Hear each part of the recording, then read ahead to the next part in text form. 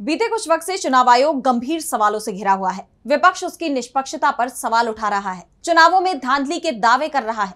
इन हालात में आयोग की तरफ से जो फैसले लिए जा रहे हैं उन पर भी विवाद छिड़ जाता है। इन सब के बीच अब चुनाव आयोग ने बड़ा कदम उठाया है। उसकी तरफ से 345 राजनीतिक दलों के खिलाफ बड़ी कार्रवाई की तैयारी कर ली गई है, जिसके बाद इन राजनीतिक दलों के अस्तित्व पर खतरा मंडराने लगा है।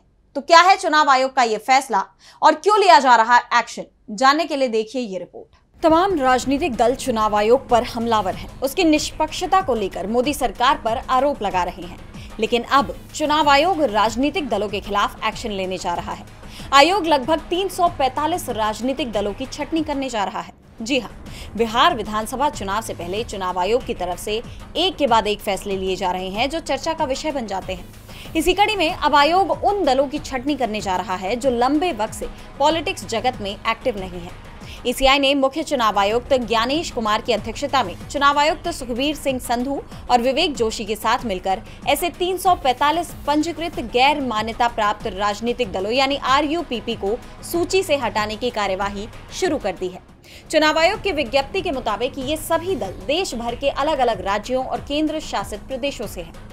दरअसल आयोग के संज्ञान में आया है कि मौजूदा वक्त में चुनाव आयोग के साथ रजिस्टर्ड 2800 से ज्यादा RUPP में से कई RUPP अपनी मान्यता बरकरार रखने के लिए जरूरी शर्तों को पूरा करने में नाकाम रहे हैं।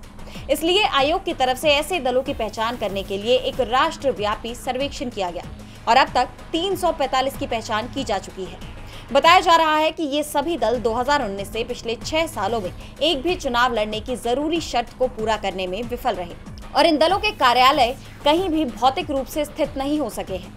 बता दें कि देश में राजनीतिक दल, चाहे वो राष्ट्रीय हो, राज्य हो या फिर RUPP हो, जन प्रतिनिधित्व अधिनियम 1951 की धारा 29A के प्रावधानों के तहत चुनाव आयोग के साथ रजिस्टर्ड है।